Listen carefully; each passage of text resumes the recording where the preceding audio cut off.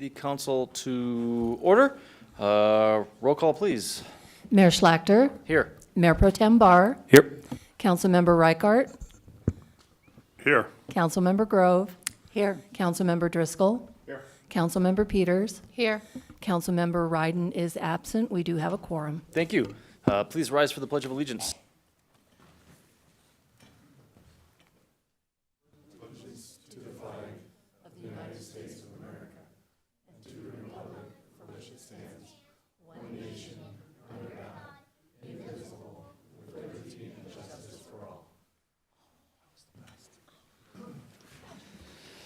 All right, next up on the agenda is approval of the agenda. Council, everyone have a chance to review? Any changes? See no changes. It's approved without objection. Item 4 on the agenda tonight is proclamations. We have one proclamation, ID 24-137, proclamation proclaiming National Public Works Week in the city of Littleton. Whereas the theme for this year's celebration of public works professionals is advancing quality of life for all, and whereas public works professionals focus on infrastructure, facilities, and services that are of vital importance to sustainable and resilient communities and to the public health, high quality of life, and well-being of the people of Littleton, Colorado. And whereas these infrastructure facilities and services could not be provided without the dedicated efforts of the public works professionals who are engineers, managers, and employees at all levels of government and the private sector who are responsible for rebuilding, improving, and protecting our nation's transportation, water supply, water treatment, and solid waste systems, public buildings, and other structures and facilities essential for our citizens. And whereas it is in the public interest for citizens, civic leaders, and children in Littleton, Colorado to gain knowledge of and maintain an ongoing interest and understanding of the importance of public works and public works programs in their respective communities.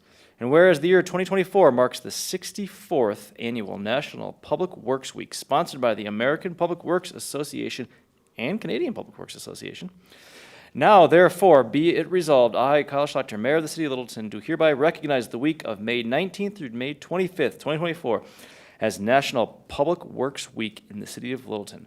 I urge all citizens to join with the representatives of the American Public Works Association and government agencies in activities, events, and ceremonies designed to pay tribute to our public works professionals, engineers, managers, and employees, and to recognize the substantial contributions they make to protecting our national health, safety, and advancing quality of life for all. And we do have our Public Works team here in the audience tonight. Thank you, everyone that's back there. And we do have interim Public Works Director Brett Soderline. Try to figure out the microphone. Yeah, Got it. It's on. it's on. It's always on. Yeah, well, I wanted to thank City Council and the Mayor for recognizing all the hard work that the Public Works team is doing. We have several members of the Public Works team here in the audience, so I wanted to thank them for all their hard work. I did want to tell you guys that we are having what we're calling a truck, or we're calling a rodeo, where the CDL drivers will be driving a course on Thursday, and the top two winners will be trying to send to the snow conference to compete in the truck rodeo there. So we have a few activities going on, so thank you very much. What kind of devices are they rodeoing? Well, basically, they set up cones and they drive in certain areas and they back in. Like to certain snow areas. plows or? With snow plows, Snow yes. plows? Sorry. That's I the snow should've- plows? Okay, Yeah, not just like regular trucks, but snow plows, yeah. even better. Great. So how close can you get to this thing? How do you back? How close can you get without hitting? It's exciting. That does sound Yeah. exciting. Yeah, great. Do we want to have the Public Works team come up for a photo or? Yeah. Come on up. Hey, Brent, could you please introduce the folks who are here? I'll just say, if I may, Council, I'll just add my thanks for the recognition of Public Works Week. A lot of these folks do a whole lot of work behind the scenes, and you don't see them very often. So I'm going to ask Brent to very quickly just introduce those who took the time to come to the council meeting tonight. And then we'll have a photo. So. Sure. Yeah, so I'll start down there. So that's Lisa Tenney. She's our secretary or our admin person over in the engineering department. We have Paul Hitzkes, who's one of our techs, or I guess a CAD tech, engineering tech. Sarah White, who's our water resources manager. We have Kimberly Dahl, who is our assistant city engineer. We have Mike Thompson, who is our streets manager. Brent Thompson's the city engineer. Julie Rotter is our facilities manager. Matthew Manicheski is our CIP manager. We have Jeremy, what's your last name? Jeremy, who's one of our engineering supervisor. And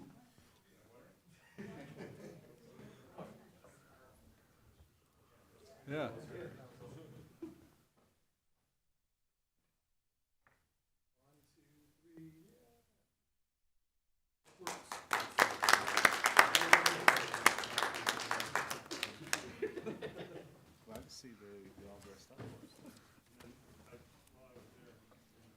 Beggars can't be choosers. I'm happy they're here. I know. Morale is okay. Or they were threatened with their jobs.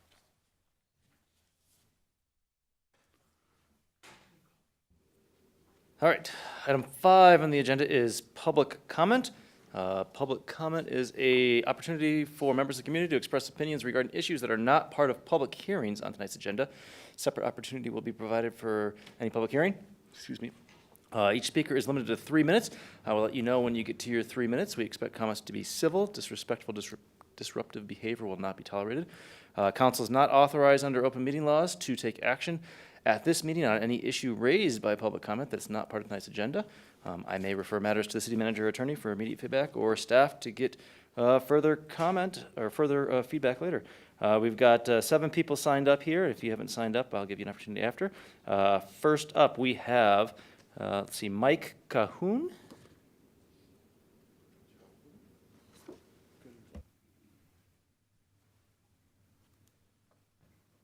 Thank you.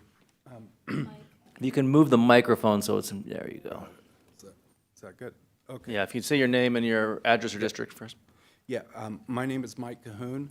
I live in Highlands Ranch in Douglas County. My address is 5036 Crest Hill Place in Highlands Ranch, 80130. I've been a resident of Colorado for 39 years. I'm a volunteer with United Sovereign Americans, and I'm not a spokesperson.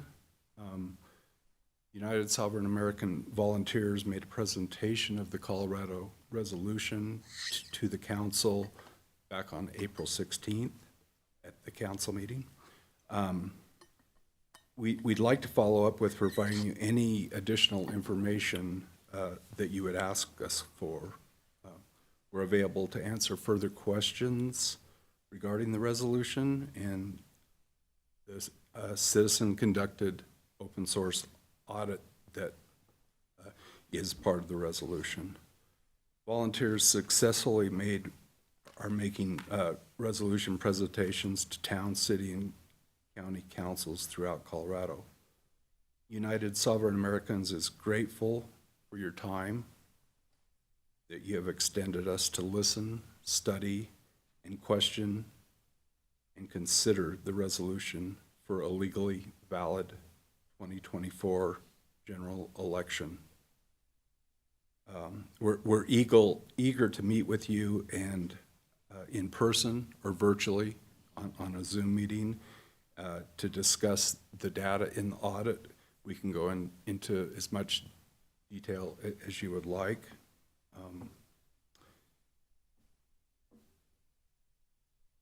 When we're done, we'll give the clerk another copy of the resolution, a document, a handbill saying who we are, and our website, which is uniteforfreedom.com. That's unite, number 4, freedom.com. We respectfully request that the council put the Colorado resolution in the next meeting agenda and give courtesy and consideration to the results by voting yea or nay.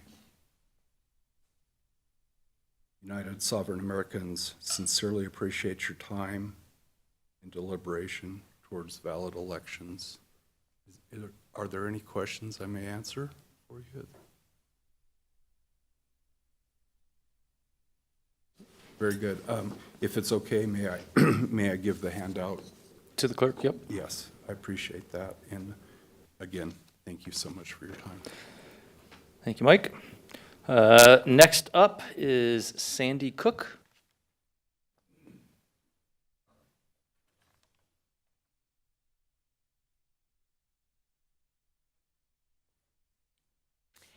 Good evening, Mr. Mayor and council members. We're back. We are here on behalf of all of the Meadowood Village residents to say thank you. You have listened to our stories of how important our park is to us, our need to keep it a community that can be affordable for us to live in. Some were emotional, all were heartfelt, and we had a few laughs along the way. We have had your support throughout the last few months, and it's been very much appreciated. We will know soon if our efforts to purchase the park were successful. So again, we're just here to say thank you from the residents of Meadowood for your support. Thank you. Thank you. Next up is Brianne Switzenberg.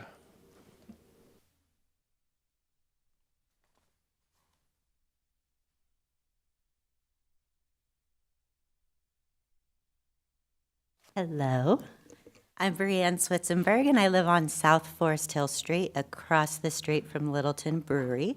And I'm here tonight representing the block of South Forest Hill Street to voice our continued concerns regarding the Littleton Brewery. I'm here tonight asking the city to honor the needs of our residents and grant us the ability to have permit parking on our street in order to protect the safety and health of the people that live on South Forest Hill Street. As I now know, nobody in the city is managing permit parking currently, nor accepting applications. So I'm here tonight asking to change that, or at least to get information on how to go forward with that. We have been at every meeting of the Littleton Brewery voicing our concerns about the size of the building and how that would impact parking and the noise in our neighborhood. We are fighting to keep our environment safe, relatively quiet, and for a reason why I'm here tonight, to keep the ability to park in front of our homes. Littleton Brewery has the capacity to hold roughly 300 people, and yet the city approved them to only have 8 parking spaces for patrons and employees. I understand that they have an agreement with the Binning Foundation to use their lot next to them, but usually in the summers, high school students take over that parking lot. Joy, the owner of Littleton Brewery, has ideal plans that most people will walk or ride their bike, and I hope for the same. But Cherry Cricket down the street has shown us that our community is not up to par on this yet, as their parking lot is always completely full and the neighboring streets are full with cars too, which is something new since Cherry Cricket opened their doors. And their parking lot is 10 times bigger than Littleton Brewery's. I have never seen more than one bike in their bike rack either, which leads every resident on South Forest Hill Street concerned about the impact Littleton Brewery will make on us. Currently on our block, we have a resident with multiple sclerosis who needs the ability to park in front of his home in order to conserve energy and prevent falls getting into his home. We have a resident with cancer and heart disease who has had numerous infections this year and needs ability to park in front of his home. Another resident has had a brain injury and spinal fractures, and a husband who has his own cognitive and physical issues that both need the ability to park in front of their home. We have 4 more aging residents that need ability to park in front of their homes for safety also. Many homes on our block do not have garages, and if they do have a driveway, there still is a member that parks on the street in front of their home. We were hoping that plans would be altered to meet the needs of the neighbors in the beginning of the process, before that huge building was built. But alas, we are here now, still voicing the same concerns, hoping that the city will listen and choose to honor the needs of their residents, granting us the ability to have permit parking on our street in order to protect the safety and the health of the people that live on South Forest Hill Street. Thank you, Brianne. Thank you. Next up is Ben Shaquir.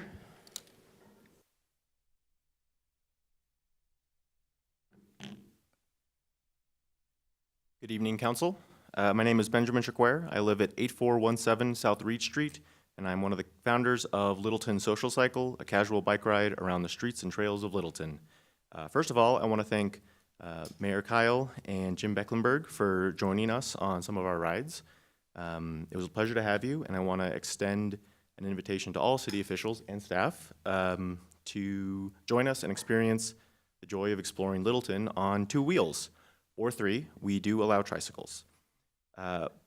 Public Works Week is perfect timing because I would also like to thank the Public Works Department. I want to thank City Council and staff for their recent push to improve the safety, comfort, and convenience for all road users in Littleton, including walkers and bikers. I was thrilled to see the announcement regarding protected bike lanes in the city. This is a huge step in the right direction for our town. I was happy to see improvements coming to the biking and walking trail connections. One of the hardest parts of picking routes for the social ride is finding safe and convenient places to cross the high-speed corridors that intersect our city. I'm extremely grateful for the recent opportunity to give feedback on the plans to update Prince and Church. I was very happy to see the walking and biking improvements already in those plans. I especially want to thank the city for hiring additional staff to help with the design and implementation of improvements that we so desperately need. Nothing happens without the diligent work of city staff, and hiring additional planners and engineers is exactly what we need. I was thrilled to see that the project downtown plans are filled with incredible features that would make our beloved downtown even better. I was happy to see that the city has so many options that would open downtown up to people and make it a more comfortable and inviting place to stay and shop and eat and drink. I hope the city will take those ideas and implement them all over the city, not just downtown. Lastly, I hope the city and staff will continue to be brave. I hope you will continue to make progressive and forward-thinking policy decisions. I know that this is only the beginning of a long journey. I know that positive change is slow, but I want to congratulate this council and staff on taking steps in the right direction. I hope you all feel emboldened to continue the excellent work that you've started. Thank you. Thank you. Next up is Karen Talentire.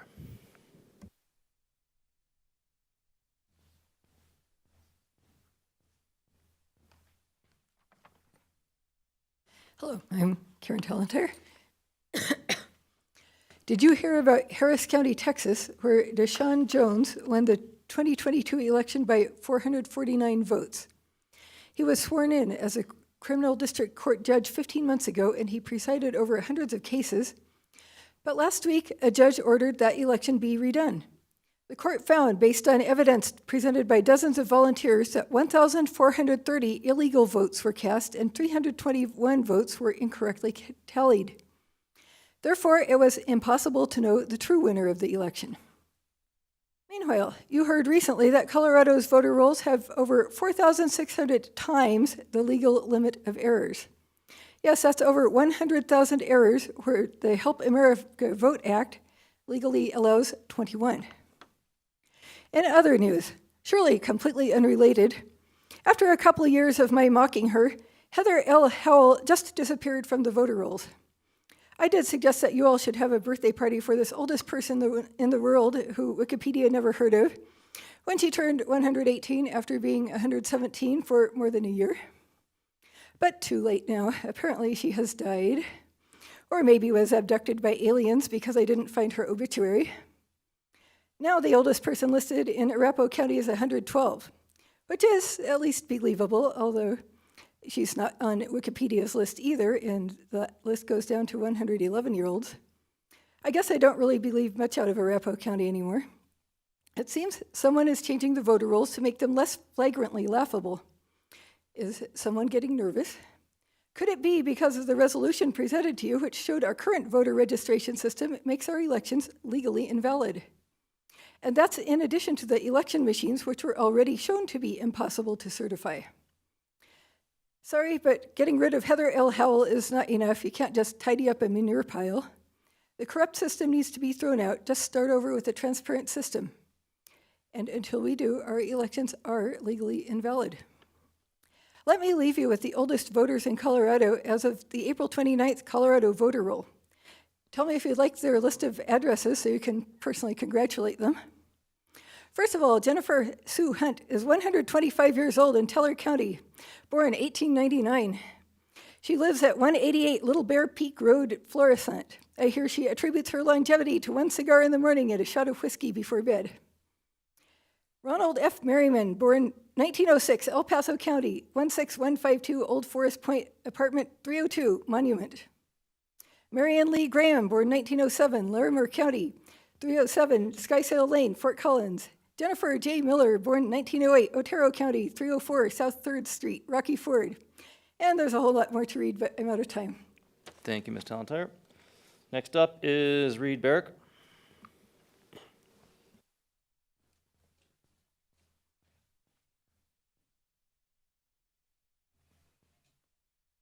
Hey, Council. I just handed her a sheet. I'm going to email it to y'all. I'm here to talk about COVID.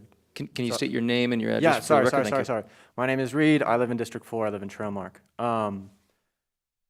Just so you know that there's research receipts behind what I'm going to say. So, thanks for bearing with me. Sorry, I forgot my name. Like I said, I'm here to talk about COVID. I know that this issue can feel very tense or feel very divisive. I'm not coming from any other lens than public health. I care about the health of people in this room and people in this city. There's a lot of misinformation around about what COVID is and what COVID isn't. So I want to just talk a little bit about it and why I think we need to look into taking safety measures and cleaning the air. COVID is an airborne virus that causes long-term damage to every organ of the body. These impacts are cumulative.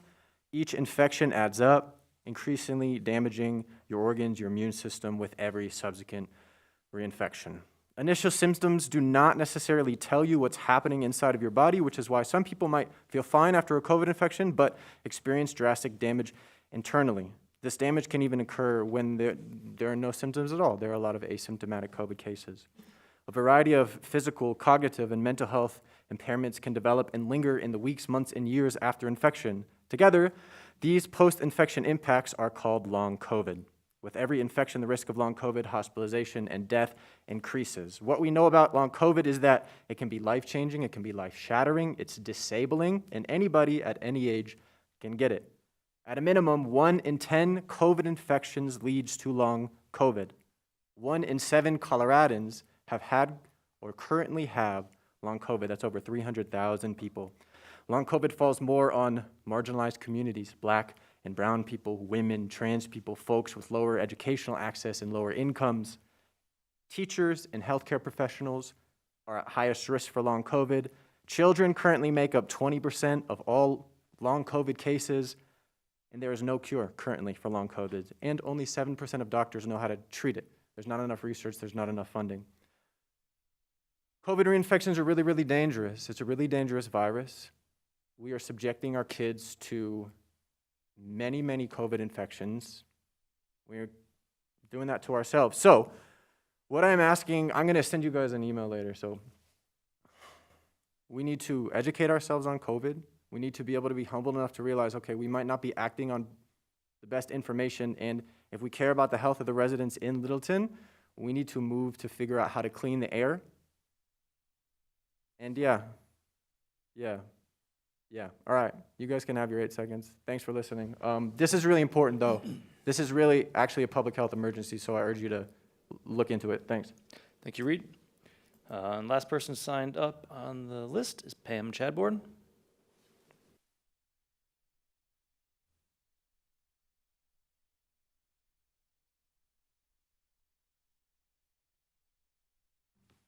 Good evening, Council. My name is Pam Chadbourne. I live a block and a half from here in District 1. So first, actually, I am scheduled for a COVID shot Saturday, so go. It is a public health issue, and we don't have strong media or public health right now, and so I appreciate the previous commenters' comments. I would like the order of the agenda to have the reports by staff and council before the commenters so that we know what you're going to say and so that people can respond if they wish. Public Works Proclamation, I'm going to take advantage of a couple of things. I'm unhappy with the state of the grounds and lawns on city property here. The grass hasn't recovered since 3 years ago when I believe the pumps at Geneva Lake burned out, and that summer all of the grass died. and wheat was replaced by weeds. It still looks really bad, and I'm kind of looking for that too. Where's the plan to fix that? It also seems to me, I can see that it just rained, and it looks to me like we need crack seal on the city center parking lot. I learned that from the Ralph regime, and here we are. I see the cracks, and we need to fix them. However, I do want to compliment Public Works for the work on the Geneva Lodge proposal, which took up hundreds of pages of the packet. And it's great, and I support that. But I'm going to say that should be used as a template for restoration of Geneva Village, which should be restored as a historic property as part of a town square city park. And we have no study of that value. So we should look at that and continue to think about that. And the landscaping there needs to be replaced. So thanks, Public Works. I do think there's a couple open action items, though. I'm going to complain about the minutes again. The stand of the public commenters should be reflected, not just the topic, but the stand or the ask. And I agree with the commenter about Forest Hill. It's totally unfair to Jerry Cricket or to Jose's Restaurant on Main Street, who supplied parking for their restaurants, and then to allow places like the Tavern to come in with 8 parking spaces, it also had 8, or Littleton Brewing Company. That is unfair to the businesses. It is wrong, council, and it should not be done. And the whole excuses about people will bike or walk or whatever are just not acceptable by the city. It doesn't serve the city, it hurts us. And it's wrong of the city to do this. I'm going to talk then a little bit about the sub-area plan for Littleton Boulevard, all economic development dreams. We need to consider a circulator bus, a trolley up and down Littleton Boulevard, which would immediately provide support for the businesses and give us time to make a real plan that includes historic preservation. Thank you, Ms. Chadbourne. Is there anybody else in the audience who'd wish to speak? Seeing no one, we're going to move on. If I can get my computer here working. All right, next up is comments, reports from council members. We'll start with Councilmember Reichert. Oh, we can go the other way. Do you want to start with Councilmember? You want to go last? I'm going to request I welcome the opportunity to make my comment. Thank you very much, Mr. Mayor. I appreciate being called first, almost never. A couple of things I want to a couple community activities I was engaged in. I want to say thank you to my neighbors at the Aberdeen Village Homeowners Association. We met at Bemis Library a couple weeks ago and had a very vibrant meeting. It was really have a few more ideas that I've already started discussing with the city manager about Aberdeen Lake and a couple other issues that they want addressed, and I appreciate the time they spent with me. I want to say thank you to the former mayor, Pat Cronenberger, for spending a little more time and helping me become better acquainted with parts of the district that I'm not as familiar with, and I really appreciate that. And finally, I want to say thank you to the staff who were able to answer questions during the Arapahoe County Transportation Forum meeting that I participated in last week. Fortunately, there was staff there that could made us sound competent. Well, we were competent and informed, and I would have not presented that perception if I had to answer the question. So thank you very much. It went really well. That's all I have to say. Thank you. Councilmember Grove. Yeah, a few things. A couple weeks ago, I attended a joint meeting with the Littleton Chamber and the Inglewood Chamber. It was quite a few people. We were over at the Platte River Grill. Councilmember Driscoll and I were there. We were a little sad to see that the Inglewood City Council was not represented there, and our executive director, Corey, was very appreciative that council members were there to support the Littleton Chamber. It was fun to talk to the various business owners from both cities. Also, last week, I attended the CML District 3 meeting. During that meeting, city council members shared what they were doing in their cities. Some interesting things. Commerce City is looking at alternatives to metro districts. Improvement districts is what they're looking at. Broomfield is looking at one trash hauler. Lots of cities are updating their comp plan. Cherry Hills has to deal with people landing their helicopters in their yards, but yeah, a letter seems to do the trick. First world problems, right? CML is also undertaking civility initiatives. As you know, in many communities, during open comments, there's opportunities people take to say things that are often hateful or disrespectful, and they're trying to make sure that people are respectful and not hateful, and have constructive comments during the meeting. So I think that was interesting, and we talked about that. Last week, I also attended the Ladies Only sample sale. I've never been. It was so much fun. They give you a bracelet and a tiara, and you walk around to the various business owners, the various businesses in downtown Littleton that participate, and you get to talk to the business owners, and you get to see all the new shops that have gone in. Of course, you can buy something. They give you treats. They give you something to drink, something to eat, some things for a little bag. So it was really fun. One of the things, besides all the new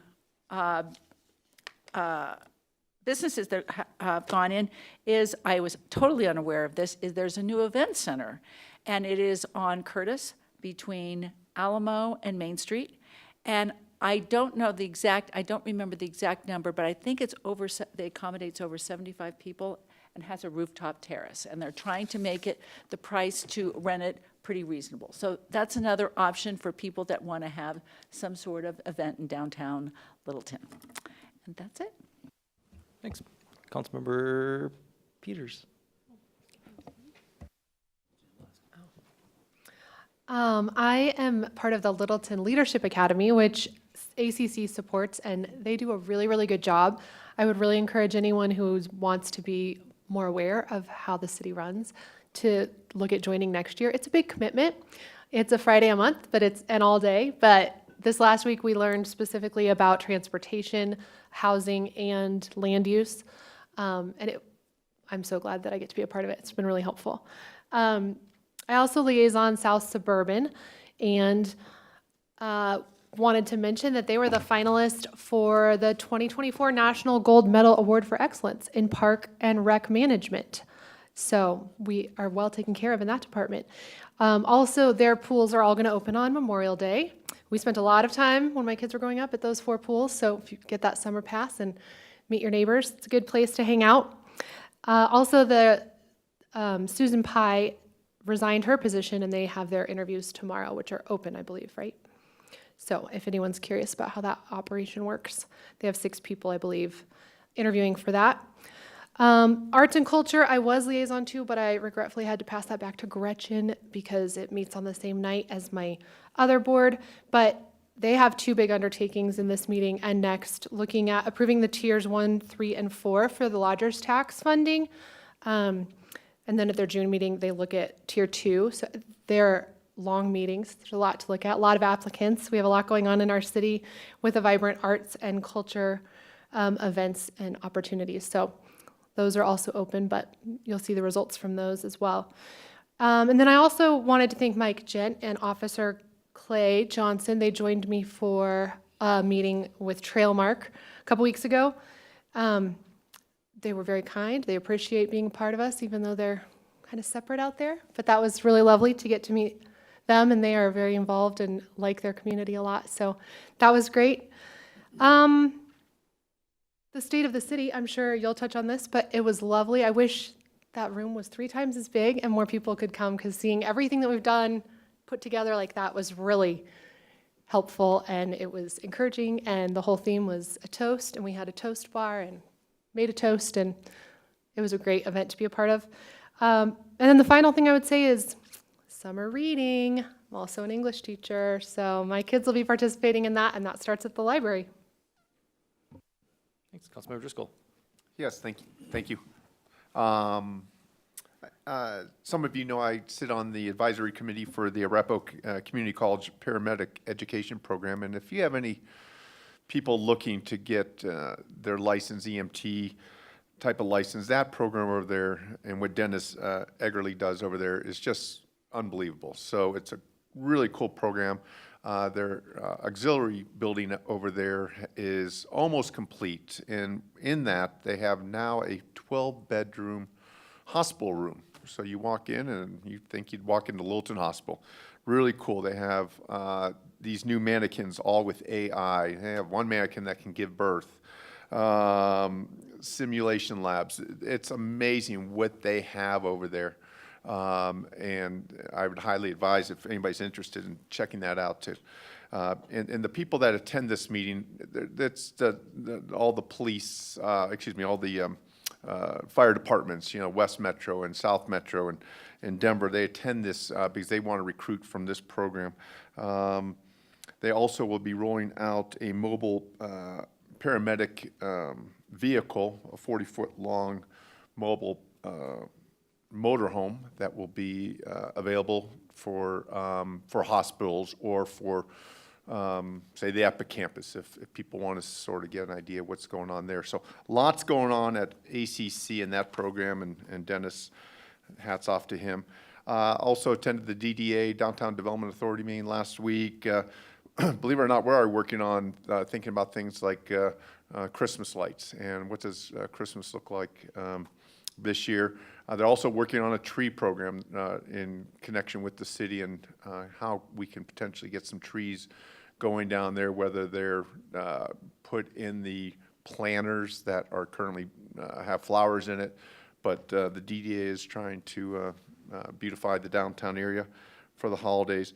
And then, as Pam said, Littleton Business Chamber certainly very busy with ribbon cuttings, welcoming new members, and advocating for businesses in Littleton. So that's it. Thank you. Great, thanks. I have to admit, I did not have mannequin that can give birth on my council meeting bingo card.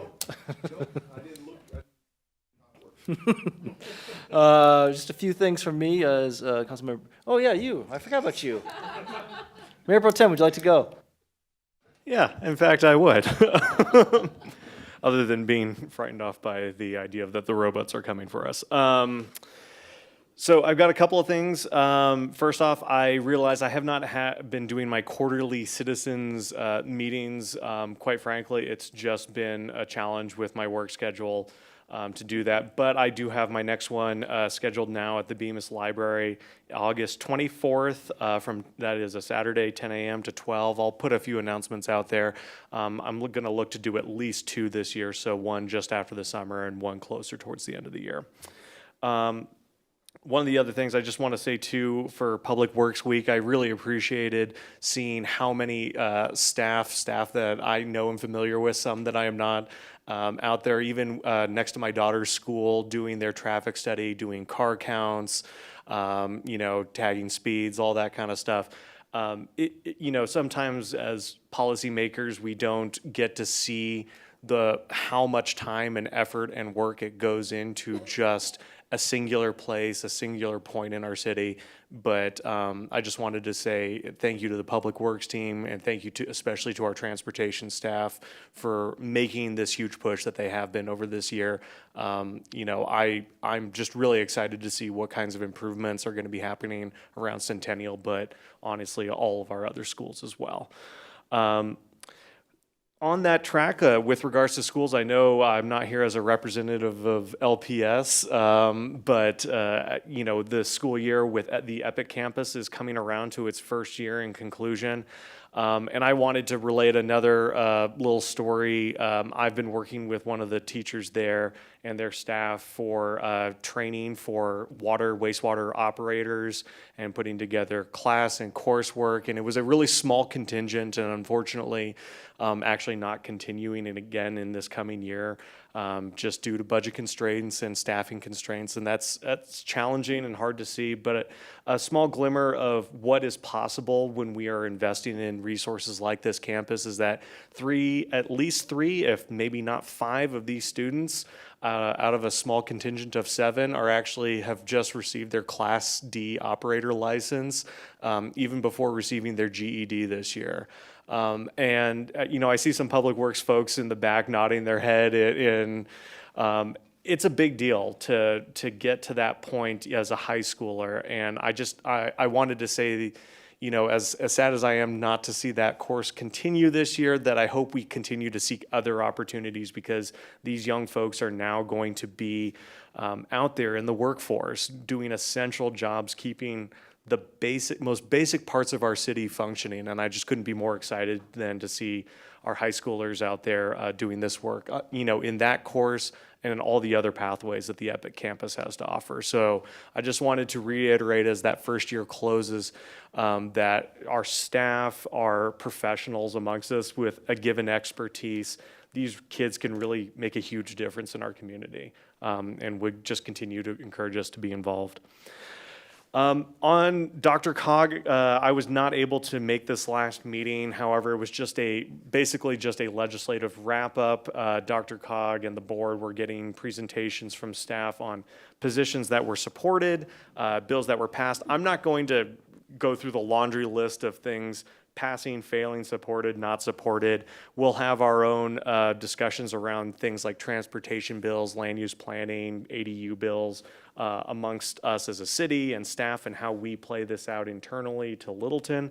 But one thing that you know, may be flying under the radar, it impacts our seniors, but we don't see it. We don't necessarily have services directly supporting seniors in the city, even though there are many nonprofits, agencies, and service providers in the confines of Littleton that are impacted by these things.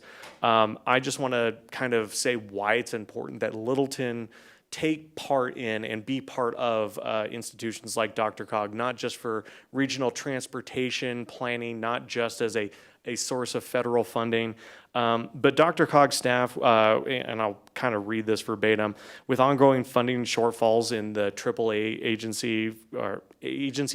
Area Agency on Aging services, the DRCOG staff and lobbyists were able to successfully engage the Joint Budget Committee to adopt HB 241211, along with the long bill, to make an additional $2 million a year available to assist our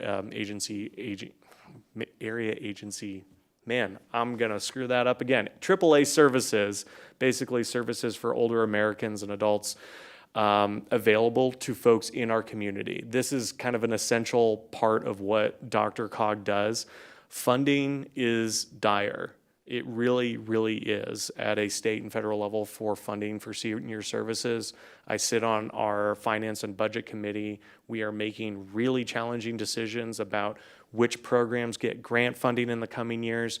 $2 million is, quite honestly, it's great that our lobbyists and the DRCOG staff were able to get that out of the state, but it's not enough. And I just wanted to show that, you know, it is important that we take part in these regional opportunities and work with our MPOs and our AAA services to advocate on the Hill for these kinds of things. So with that, that's all I got. Thank you. Great, thanks. Just a few things from me. As Councilmember Peters mentioned, the State of the City was last week. We had 140 people there at the Bloom Room in Hudson Gardens. Good event, I'm told. So it's now up on YouTube. If you want to relive the magic again or watch it for the first time, you can go to the city's YouTube page and watch it there.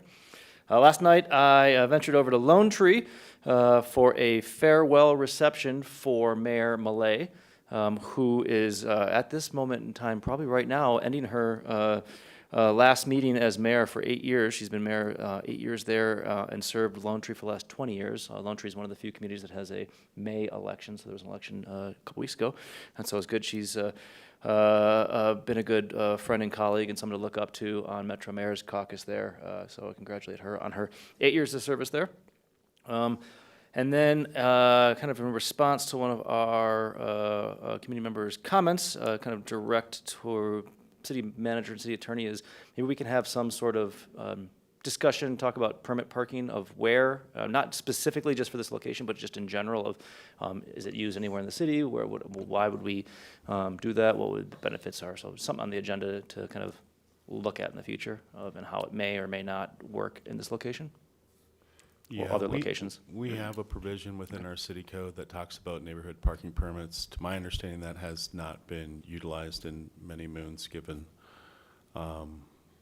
certain aspects around the city, but we can. Yeah, we don't have to have a discussion now, but We'll add it just to something this. for council can maybe explore and take a look at, so I'm unfamiliar with that. Along with kind of car parking and parking and bike lanes, I know I've talked to the city manager about this. Specifically along Euclid Avenue and also on Windermere Avenue, there's quite a few places in the city that are bike lanes, that are identified as bike lanes that cars repeatedly park in. And just want to let the people that do that know that those are bike lanes. I know at least on Euclid, in front of Euclid Middle School, it's the signage there is confusing at best. So we need to kind of, as we go through this corridor process and looking at these bike and pedestrian safety improvements, to kind of take a look at that, so that we're exploring that. That's definitely been noted. I also want to let council know that I don't know who that email went to about South Metro Housing Options about a resignation. So there's another vacancy on South Metro Housing Options. So now they have 2 open seats. So I'll talk to staff about trying to get those both filled. I know the one seat has been open for a while, is the person receiving services slash resident. We'll try to figure out exactly what that is, so we'll need to have a discussion with South Metro Housing. I don't know if the city attorney wanted to chime in there or not. No, yeah, a person directly receiving services. So if there are folks out there receiving services through their Housing Choice Voucher Program that are interested, fill out an application, contact the city clerk, and you can get your name in the hat. Great, thanks. Yeah, Councilmember Reichert. I wanted, bringing up the bike and ped safety, a protected pedestrian walkway appeared at the corner of Shepherd and Gallup this week, and I'm very grateful for that. So thank you to staff for putting that in. I'm excited to see if that results in slower speeds. Great. Also, in response to another committee member's comments about the order of the agenda, the reason that we have the public comment go first is to have council be able to consider things that people are bringing in and discuss amongst council and to the city manager and things like that. So that's why we have it that way, and I don't see necessarily the benefit of changing it. I've heard good feedback the way it is right now for being able to do that. And then 2 last things coming up next Monday. Those that don't know, it's Memorial Day weekend, so wish everyone a happy Memorial Day. And the VFW 4666 and American Legion Post 103 are holding Memorial Day ceremonies at 8 a.m. At Veterans Circle at the Littleton Cemetery, and at 10 a.m. at the World War II Memorial near the Littleton Museum. Just want to get that out there. And then, FYI, as Councilmember Peters alluded to, this Friday is the last day of school for Littleton Public Schools, a half day at that. And so all of us parents are welcoming our kids back full-time to our places of residence here. My condolences to you, City Attorney. And just let all of the community members know that to pay extra special attention now, as there will be kids out running around more often throughout the day and throughout the summer. So please be aware. And that is all I have. So turn it over to the city manager. Thank you, Mayor. Good evening, members of the council. I'm sure council has noticed that the council chambers has been spruced up a little bit over the past few weeks with new paint and artwork installed. I'll also mention that we're finalizing a project and a contract to replace some quite aged AV software and backup systems that were not upgraded with the rest of the chambers. So within a couple of months, we should be seeing the benefits of that investment in terms of the connectivity with monitors and some of the sound issues that we've had. So that's moving forward. I would like to yield the rest of my city manager's report to Jenny Hankinson, our senior curator at the museum. If she could step forward. I've asked Jenny to just give a very brief tour from where she stands and where you sit of the new artwork in the chamber, so that you know what's here and its significance. Good evening, Council, Mayor Pro Tem, and a little bit closer. All right, you're welcome. Thank you all. Again, I'm Jenny Hankinson, Senior Curator of collections over at the Littleton Museum. And as Jim mentioned, we have replaced some of the artwork in this space. It had been up for 3 years, and it was time to give the artwork a break, to take a vacation, as it were. So we do have some labels up about the artwork, but as curator, what my role is to kind of try and find pieces from the public art collection, the fine arts collection, that adds interest to the room, isn't necessarily controversial, insulting, anything along those lines, which sometimes art can be, but usually not in a public art collection. And so we found some pieces that had not necessarily been exhibited in a good long time, or in a couple of cases ever. So over here to the left, we do have a John Fielder piece. It's a famous Colorado photographer who passed away in 2003. His collection, his full collection of photographs was donated to History Colorado, and so they're all in the state's public domain. You can download them if you want to from History Colorado's website. There's another small photograph by it's a little bit abstract, but it's a nice, very calm piece, and it actually is one of my more favorite ones in the entire collection because it starts to make you think about these refractions and colors. The drawing by Helen Connolly was done actually a long time ago when the calendar program was started by the communications department. It's the annual report and calendars put out every year, and for $25, an artist could submit, well, they didn't pay $25. They would get $25 if the city decided to buy their work. So we got this piece way back in the 70s for $25, but it's a lovely little drawing of a Victorian area downtown Littleton. Same thing with the textile piece, and wanted to add some interest in the way of, paintings, drawings, sculpture, that's what we think of, but sometimes drawings don't get their credit. Drawings are very important to the photographic process, just about any type of art process. Same thing with the textile piece. The artist Arlette Rose Goszewski, we have several pieces by her in the collection, and it's a really endearing small textile piece. Back here, we also have a woodcut piece, and it just reminds me of my childhood growing up here in Littleton, seeing the Front Range and all these different views. And if you look closely, you can actually see the wood grain in the woodcut making the shape of the mountains. Lee Cable is a well-known wildlife artist, and watercolor is just stunning. This room is perfect for watercolors because it doesn't have, it has all LED lights and it doesn't have any windows, so expect to see maybe more watercolors in this room in the future. They'll last a lot longer if they don't have windows nearby. And then finally, the last piece is by Kiana Madison, the first artwork to be collected in the 50-plus year history of the fine arts collection by an African-American artist. So, are there any questions about the work that I can help you with? Council, any questions? Seeing none. Thank you. All right, thank you. Have a great night. Thanks, Jenny. Thanks, Mayor. City Attorney. I'm going to yield my time to Councilmember Driscoll. I'm kidding. No report. Thank you. Right. All right, thank you. Make you wait for that, Councilmember. All right, next up, scheduled appearances. We have no scheduled appearances.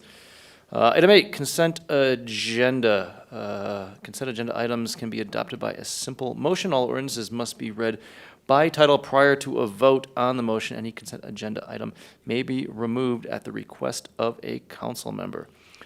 We have several tonight. A, Ordinance 14, 2024, an ordinance on first reading amending the City Code, Chapters 20 and 21 of Title 3, Business Regulations relating to marijuana retailer licensing. B, Resolution 70 of 2024, approving a construction contract between the City of Littleton and Spectrum General Contractors, Inc. for the renovation and historic preservation of Geneva Lodge. C, Resolution 61, 2024, resolution approving a professional services agreement between the City of Littleton and Michael Baker International, Inc. for design services on the Broadway and Littleton Boulevard and Broadway and Mineral Avenue intersection improvements project. D, Ordinance 12, 2024, an ordinance on first reading amending the City Code, Chapter 2, Alcohol Beverages of Title 3, Business Regulations. E, Ordinance 13, 2024, an ordinance on first reading amending the City Code, Chapter 2, Dogs and Cats of Title 6, Police Regulations. F, ordinance 15 of 2024, an ordinance on first reading amending various sections of the city code related to the Appeals and Adjustment Commission and references to the Uniform Building Code. G, ID 24-132, motion to approve the minutes of the May 7th, 2024 regular meeting of City Council. Mayor, move to approve items A, B, C, D, E, F, G of the consent agenda. Second. Have a motion and a second. Any discussion on the consent agenda items, council? Yes, Councilmember Barr, or Mayor Pro Tem. That's all right. Just on ordinance 14, 2024, we are going, this is on the consent agenda, but we discussed during our study session the idea of encouraging folks to come out to speak on the ordinance relating to the marijuana retailer licensing. I just wanted to put it out there that we would like, members of the community to reach out to us individually. It can be as council members. It can be speaking during public comment. It can be setting a letter into the city clerk's office. With regards to specifically, I think the thing that is going to be of primary interest to residents in relation to these dispensaries is the hours of operation. So I just wanted to call that out, encouraging folks to come please tell us about your thoughts around the hours of operation. That's it. Oh, please. City Mr. Mayor, Manager. just to compliment the Mayor Pro Tem's comment, to that point, we're also including a story about those proposed changes in the Littleton report online that I believe is going out June 1st. So residents will have very recent notice of what those changes are, and also, as you said, be invited to come offer comment if they so choose. Great, thanks. Any other comments or discussion? Seeing none, the voting is open to approve the consent agenda.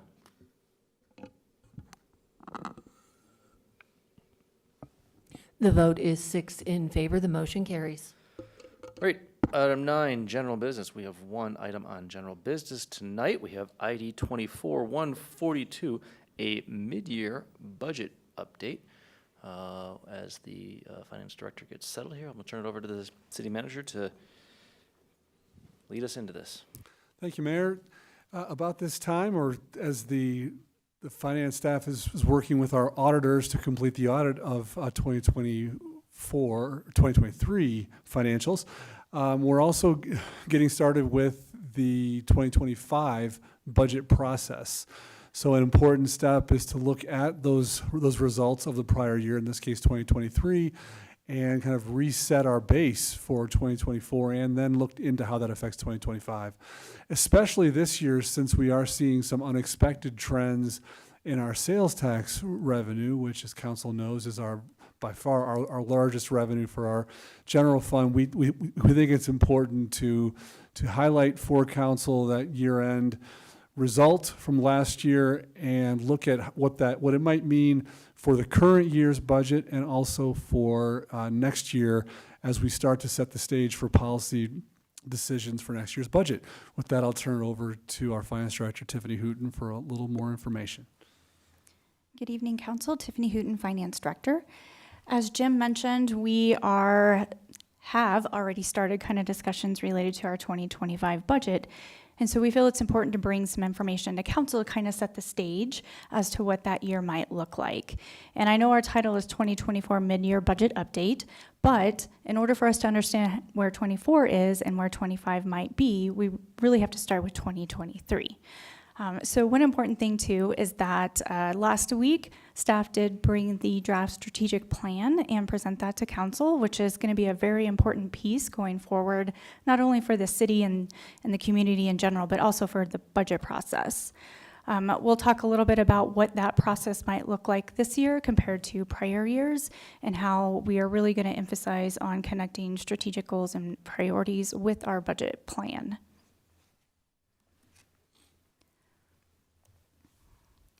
So for 2023, I do have to caveat these conversations with the fact that the numbers and information that we're providing for 2023 are unaudited. So until our auditors are able to provide a final audit opinion, I do just want to make that clarity. There is a potential that there might be still adjustments for 2023. We don't anticipate any, but just want to make sure that we kind of mention that. So for 2023, the largest point on this screen is related to our ending fund balance. And I think the very positive thing about 2023 is that our fund balance did end higher than we actually budgeted or anticipated. That is typically the case in any given year, and mainly because we are very conservative when we are budgeting in any given year. And so we do usually anticipate revenues being a little higher and expenditures being a little lower than we budgeted for 2023 or whatever year we're referring to. This information provides some information or data related to 2023. So as you can see, our sales and use tax was down about 0.5% or flat. We can call that flat compared to 2022. Franchise fees were slightly down, property taxes were slightly down, and our other revenues were significantly higher when you look at the percentage, but when you really dial down into the actual numbers that are in each of those categories, other revenues are fairly small relative to sales and use tax. So you always want to keep that in mind when you're looking at percentages. So to give a little bit of context on the sales and use tax, so for 2022, our sales and use tax were about 39 million, and in 2023, they were roughly the same. So we didn't really gain any sales and use tax revenues in 2023, which is not normal. We usually expect to have some sort of increase as inflation rises, as costs increase.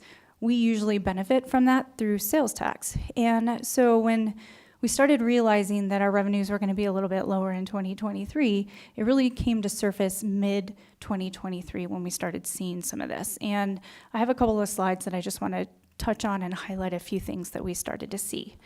As far as expenditures, the personnel costs were up. That's usually the case. We include salary increases, we include benefits. Benefits are costly. Sometimes we might have a 5% increase in health insurance, sometimes it might be 9%. It really just depends on what we need to continue funding our health services. And then also non-personnel was up about 17%. Again, keep in mind that personnel is about 70% of our total budget. Non-personnel is much less than that at 30%, so when we talk about those percentages. So overall revenues were 5.6 up, overall expenditures were 9.8, and again, we did have an increase in our fund balance. Quick question for you, Tiffany. Sure. Property tax, I know it's a small portion of our revenue, just with the broader discussion of property tax in the state. Can you explain why property tax went down when all we're hearing is, oh my God, our property taxes are going up so high? Yeah, so keep in mind, these are property taxes that were assessed in 2022 and collected in 2023. Very different landscape for property taxes. The slight percentage that you see might be a difference in the change of when we certified the mill levy, or actually approved the budget, but then our final certifications don't come into until December, so that could be part of it as well. So yes, that was 2022 assessed and paid in 2023. Thanks.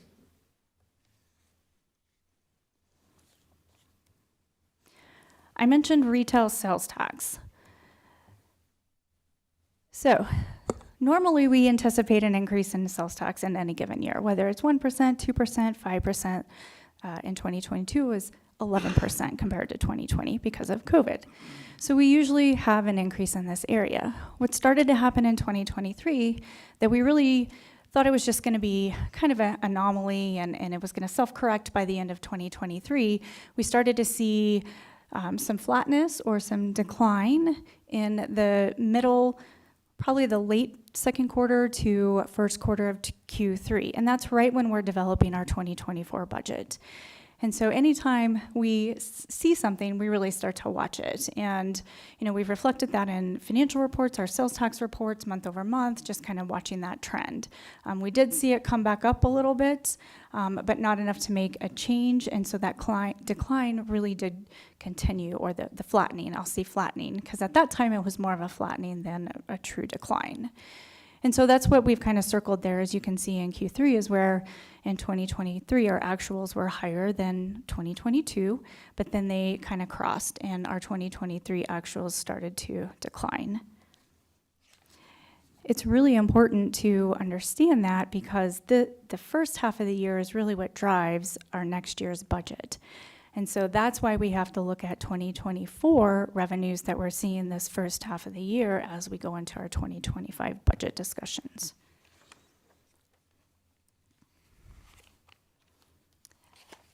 For reference, I mentioned the decline, or less than we had anticipated in 2023. We had originally estimated 41.2 in retail sales tax, and we came in at 39.3. So we had a shortfall of about $2 million on retail sales tax. You can see that on that bar graph next to that. The blue is what we had budgeted, and the orange line is what the actuals were.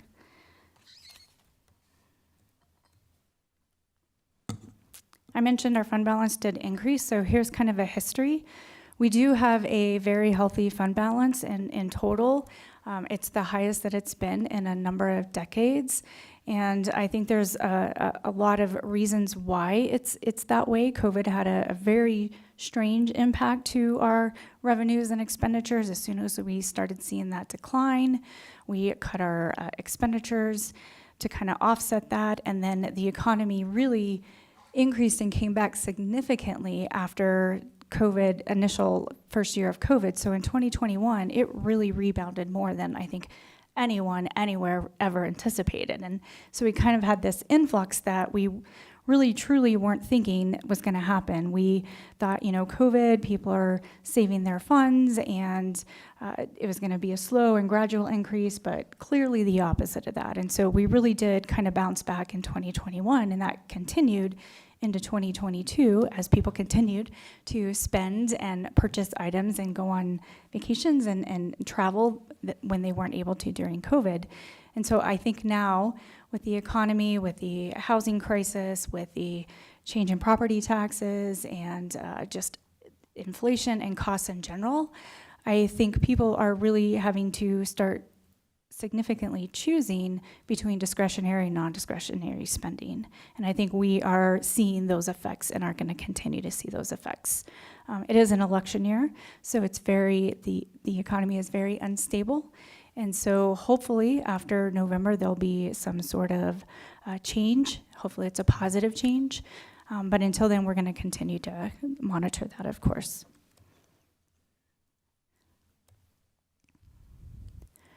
So I mentioned the decline that we started to see in mid-2023, and that is continuing into 2024. Some preliminary numbers for April, our sales and use tax are down 2% compared to last year. So we still are seeing that reduction or flattening of our sales and use tax compared to 2023.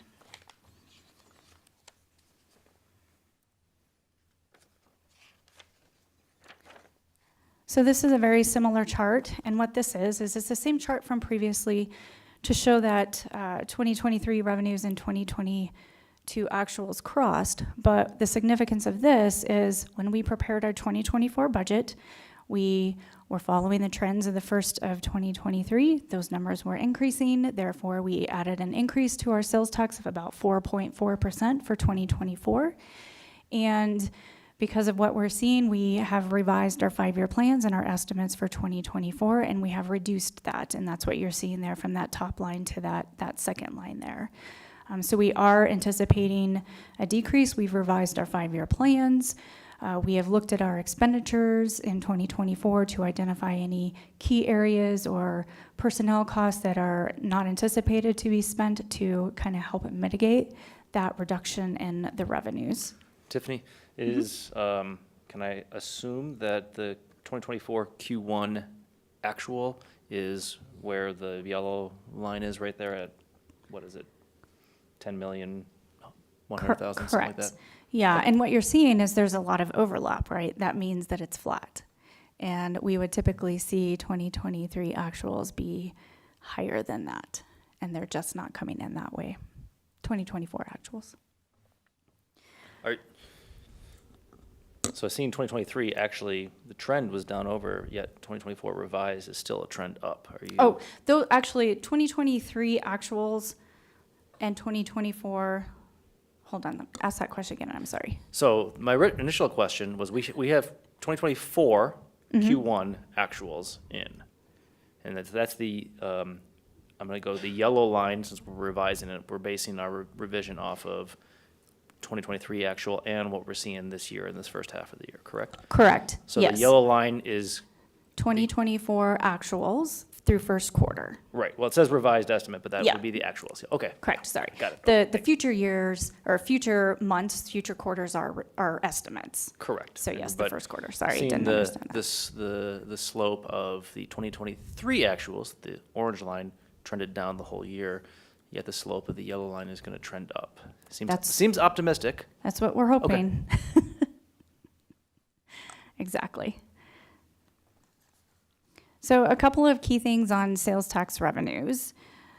Some of the industries that we have seen and are kind of watching that we've noticed a decline or a change in spending are ones that are not going to probably surprise you, but retail sales, which is your Home Depots, your Lowe's, your any retailer that's out there that is collecting and remitting to the city, either inside the city or outside the city. So some of those online retailers are included in that. It is relatively flat compared to last year. And what is probably most alarming of that, or something that we're really monitoring, is that is about 60% of our revenues. So when you've got 60% of your revenues flat, that has an impact to your total revenues overall. The other one that we're seeing a decline in is in utilities, and that's mainly related to the cost of electricity and gas last year was significantly higher, which people pay tax on that, and we are a recipient of that. When Xcel Energy and others lowered their costs because of the gas situation in other states, then we're seeing that decline in tax revenues as well, because they're charging less, and so we're receiving less sales tax related to that. The other area that actually is an increase, but it's at a lesser amount because the total overall is less than 10% of our total revenues, is hotel and accommodations. The one piece that is new in 2023 is the lodger's tax, and we're still kind of watching that to see how that might end up, but it's only about 7% higher than last year. So that's reflective of hotel and accommodations.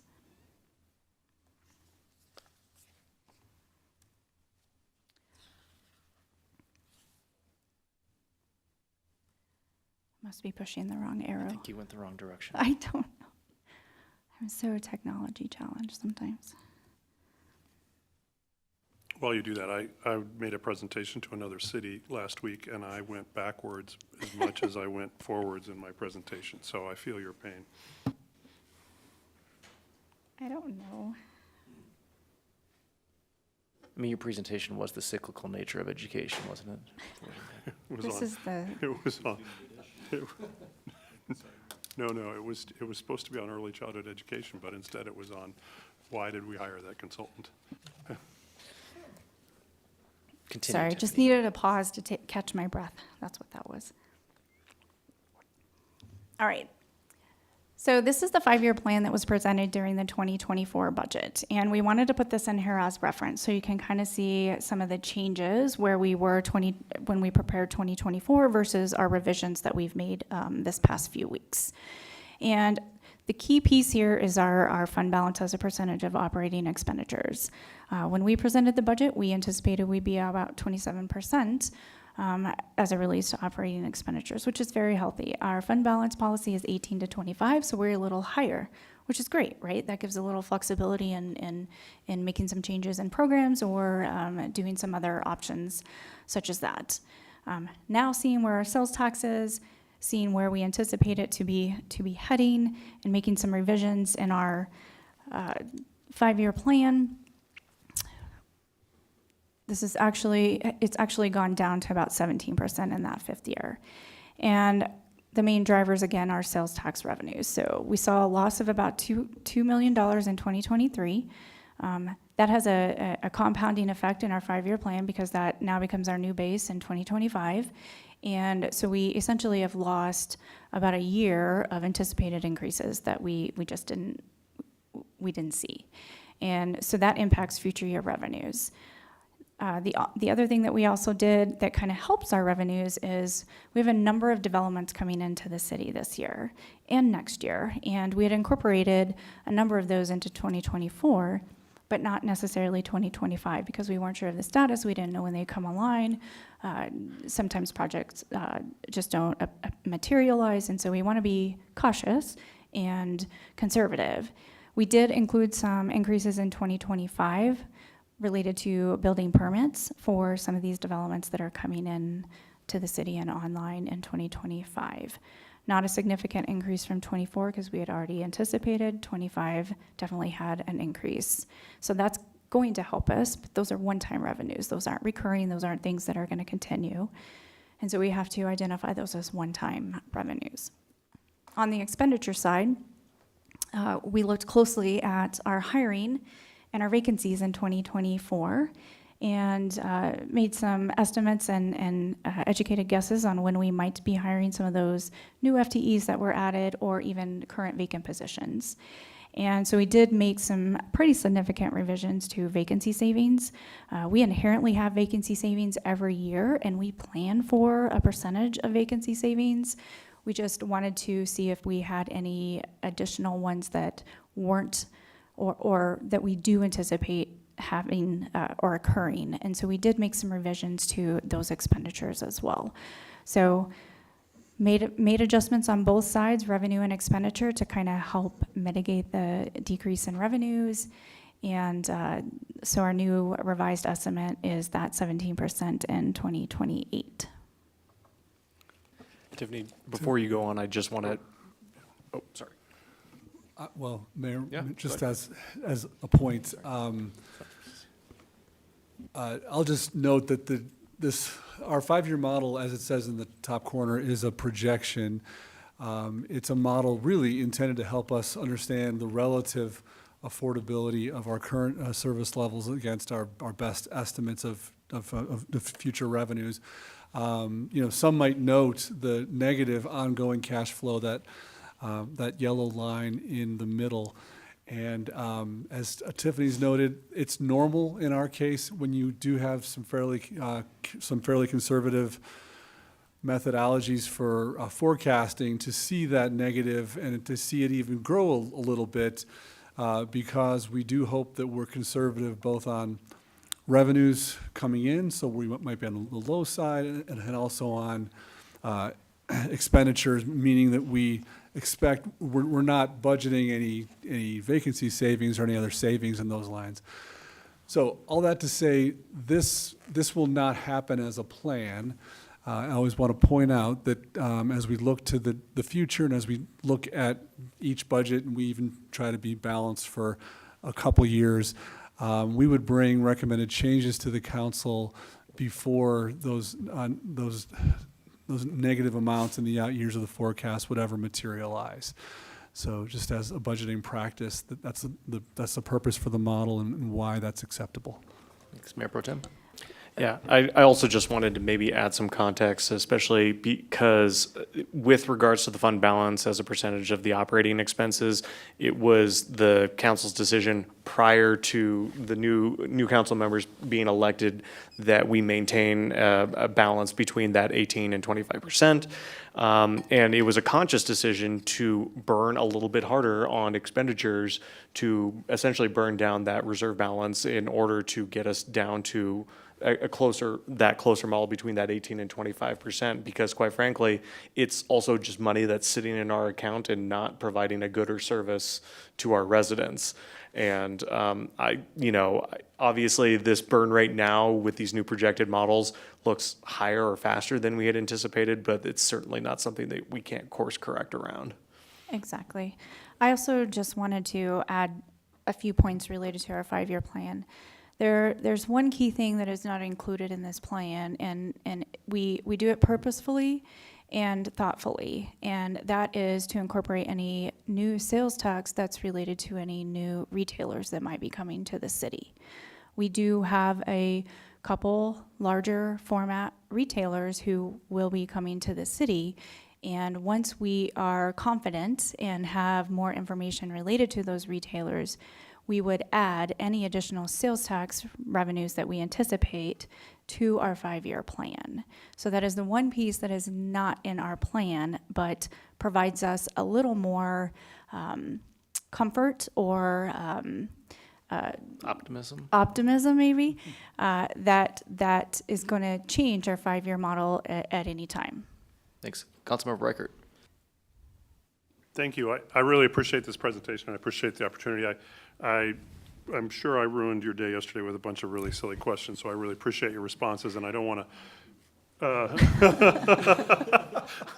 I'm going to include you on those next. I'm not going to go over those in particular, but you know, I guess I'm as a new guy, I'm having a lot of anxiety about kind of operational costs that versus a lot of our capital costs that take multiple years to kind of get into, and so we have a lot of conversation around the Quad Road where we've kind of obligated ourselves to spend all that money to complete the projects that we've planned and we've gathered money for. And it was really reassuring to me to kind of hear that most of the expenditure costs in this part of our budget are really personnel, which we have a lot of flexibility around changing over time. And so the model, I think, is valuable to look at, but it's also important to understand that the expenditures are, none of that is really baked in. We have a lot of one-year kinds of ways to respond to keep the city in a good place.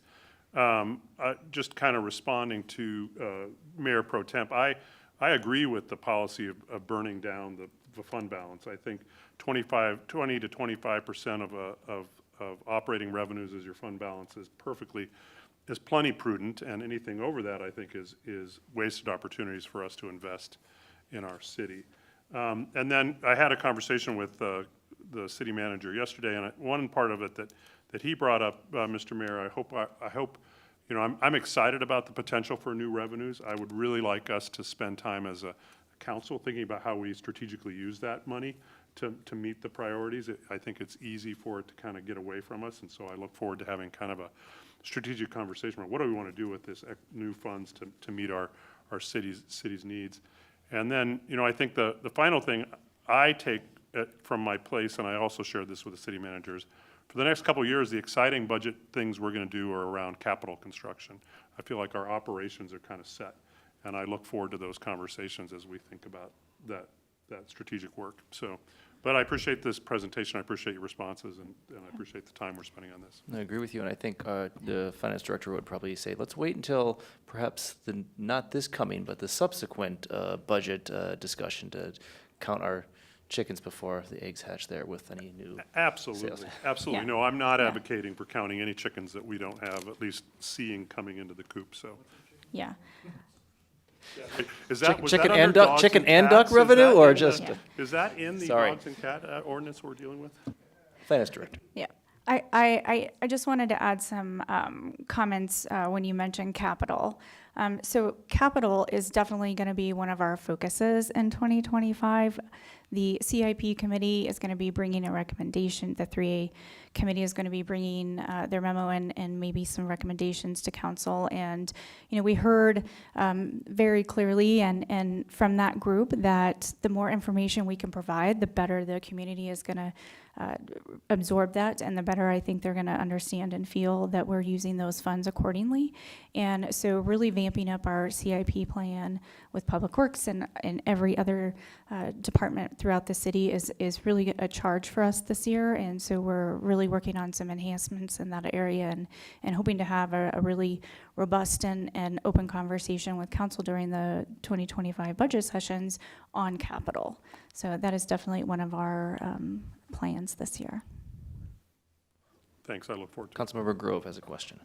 This is just a comment. I'm glad we're looking at this. I'm glad that we see what our personnel costs are and looking at vacancies, because when we added so many FTEs to the budget last year, I just want to make sure we just don't get into a situation like we did during COVID where we had layoffs impacting people's lives. So it's good that we're doing an update and making sure we course correct so we don't get into a situation where our expenses are too high and then we have to cut back in ways we don't want to.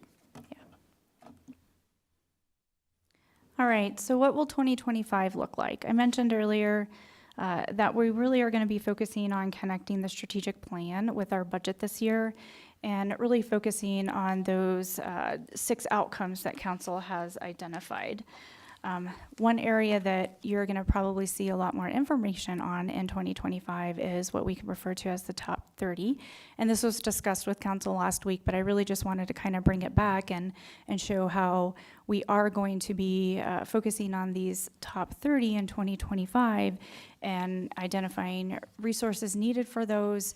And hopefully that'll carry into our budget conversation in September and earlier on, how can we strategically fund some of these initiatives that we have over the next 2 to 3 years based on the fund balance or revenue sources that we currently have.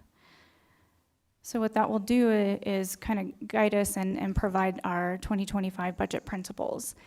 So one important thing in 2025 is that we're going to be focusing on continuing those implementation efforts that we did in 2024 and some of those critical needs in certain areas such as public safety, development review services, and a number of areas. And really incorporating that strategic plan and aligning it with our initiatives to ensure that our resources are available and we can optimize delivery of those initiatives with the funding that we have. In the past, you've seen a number of policy questions, when the majority of them are mostly related to adding FTEs or personnel for new programs or enhanced programs. You're likely going to be seeing fewer of those in 2025, because again, the focus is going to be on continuing our efforts from 2024 and focusing on those initiatives that we have. And I already mentioned kind of enhancing our capital long-term planning details, so bringing specific project information, 5, 10, 15-year plans, and really just kind of drilling into some of those planned projects that we have. We have some really large ones planned related to downtown Bellevue Service Center and a couple of other areas, and we will be talking about issuing debt so that we can fund some of those. And so I don't know how to say it, but I think 2025 is going to be our capital year. Any other questions, council? I was gonna say, I think we should get with the communications department to do something about the top 30 countdown. If we can get AI to have like Casey Kasem read them down or something. I love it. Councilman Reichert. Next time we do a budget update, I wonder, while you were talking, I took a quick review of the monthly sales and tax revenue update you gave us, and I think that's a really valuable tool. And I think it would be valuable for you to consider taking 5 minutes to just kind of talk about our major sources.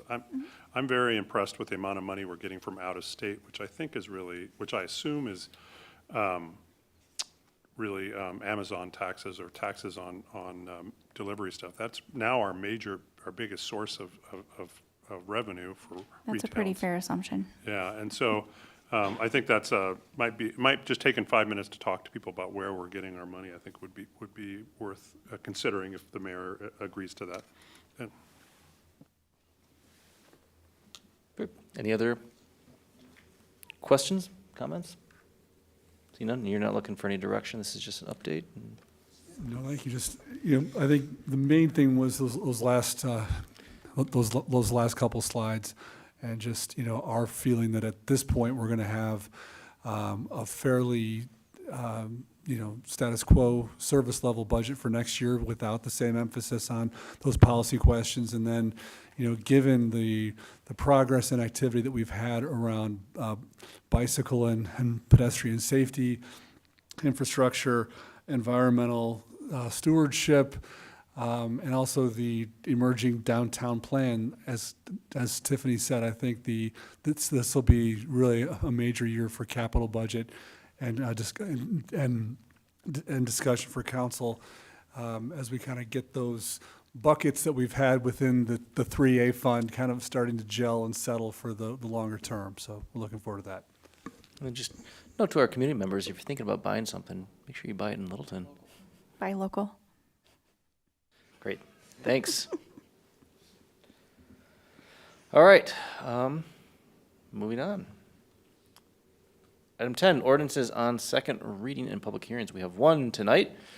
We have ordinance 10 of 2024, an ordinance on second reading, amending the 2023 Littleton Stormwater and Flood Management Utility Enterprise Budget. I will have brief staff presentation. And Thank you, Mayor. As we've been talking about tonight, the Finance Department has been busily kind of closing out or completing that year-end close from the prior year, and that process involves a lot of administrative kind of settling of funds and expenditures and revenues. And so there are always, some alignment of costs, invoices that come in after the end of the year have to be credited back. And this year, we have one quite large one that does warrant a consideration of a budget adjustment. So I'll turn it over to Tiffany to give a little more information.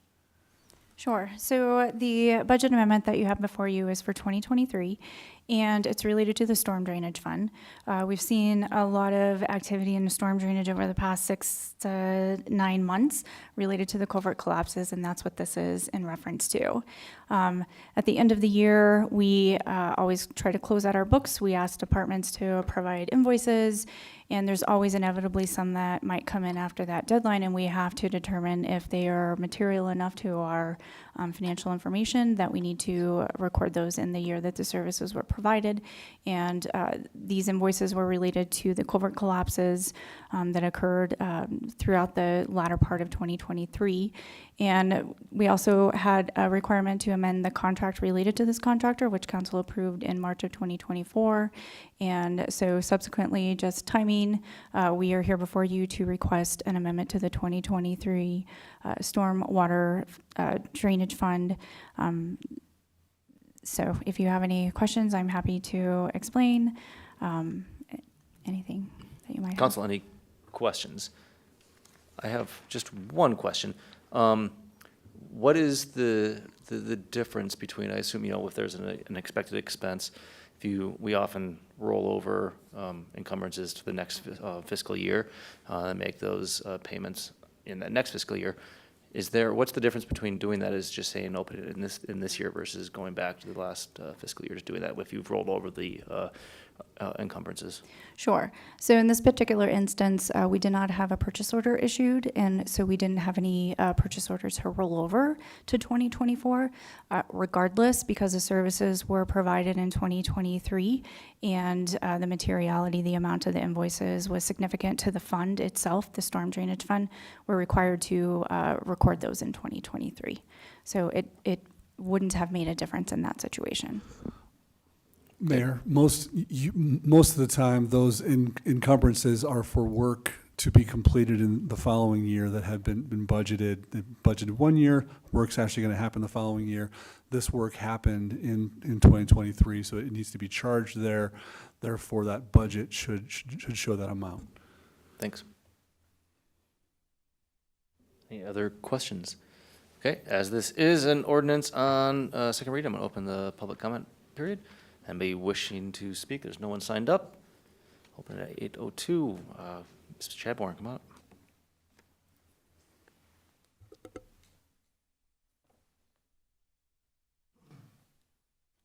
My name is Pam Chadbourne. I live a block and a half from here. So I have a comment on behalf of other people who live closer to this work than I do. When you look at the city website, there are basically 3 links that provide information about capital projects. For some reason, there's not one place that would show all of them, and there's not one map that shows all of them, and the stormwater map that's current doesn't show this work. It's hard for citizens to track this work, and yet it's very visible, and it's in their neighborhoods, and it affects them, and we're paying for emergency work, which is very important and inconvenienced a lot of people, but had to be done. So this is about public access to information on the website. It's hard to find, and there's a dashboard, which to me implies for every project you get to see a link to finances about it. So this kind of thing would be available in a summary form, a summary table, from that dashboard, but it's not. And so as the Jameson Broadway work, for example, wraps up, people are trying to find out about it, but it's not listed, maybe because it's old or something like that.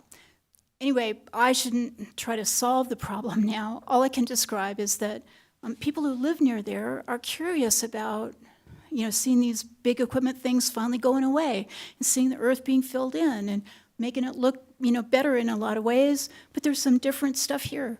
Where's the place where people can go to look that up? These are major expenditures. There's still work being done on them. Is there a way that we can improve our website so that folks can look up this kind of major work and get, if they clicked the emergency work, they would see the financial expenditures showing in the right years, 2023, not in 2024, but they would still see the work and they would see the trend. So on behalf of people who live near there who are not able to find this stuff, and so they don't have to call folks on staff, could we improve our website to have just a standard format, a template for the way these projects are described in terms of expenditures over time, work over time, and then, what they're done. There's some fabulous pictures. I mean, I know we take pictures of all this work. It's great to see it. It's great documentation for citizens to have, to see the work being done. And I advocate that because we have to do this work. Let's show people what's being done and, kind of retain it on the website so they can go see and say, oh, I see. This didn't cost $10 million. I heard it cost $10 million. It didn't. So thanks for considering some kind of improvement on the website to explain this work. Thanks. Thanks, Ms. Chadbourne. Is there anybody else in the audience? Seeing no one, I'll close the public comment at 8:06. And though it's not necessarily particularly pertinent to this ordinance, I do echo her sentiments, and I'm sure we'll have some comment from the city manager.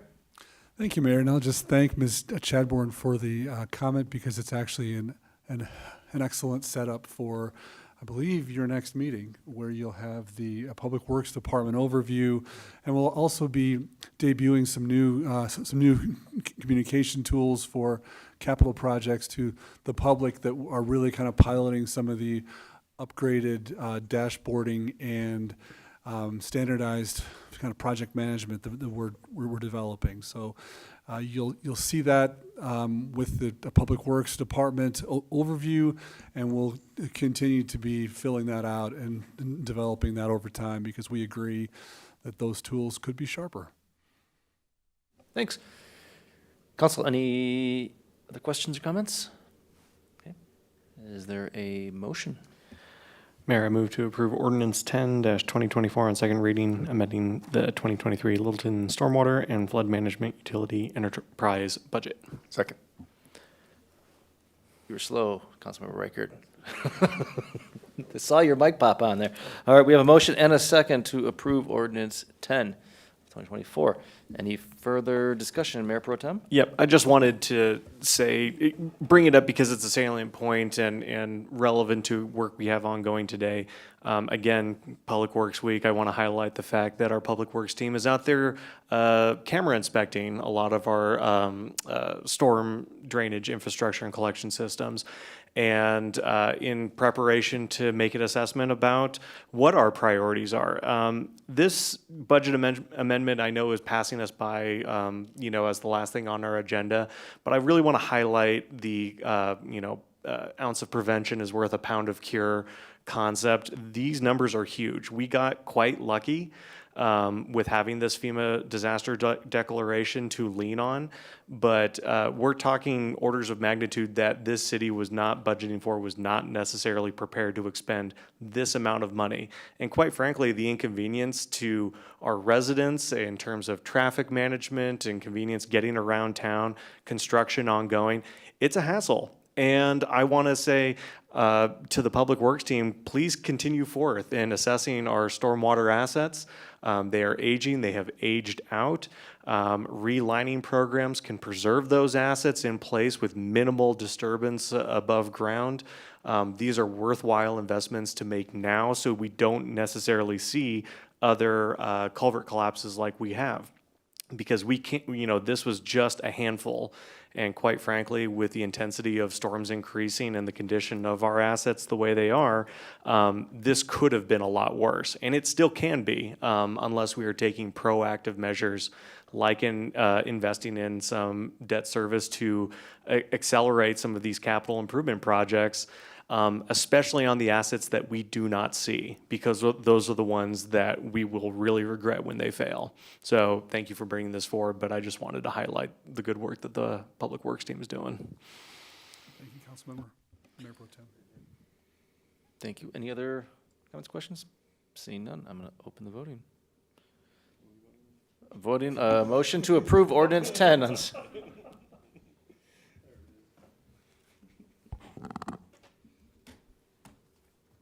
The vote is 6 in favor. The motion carries. All right, thank you. And with that, we are adjourned at 8:10.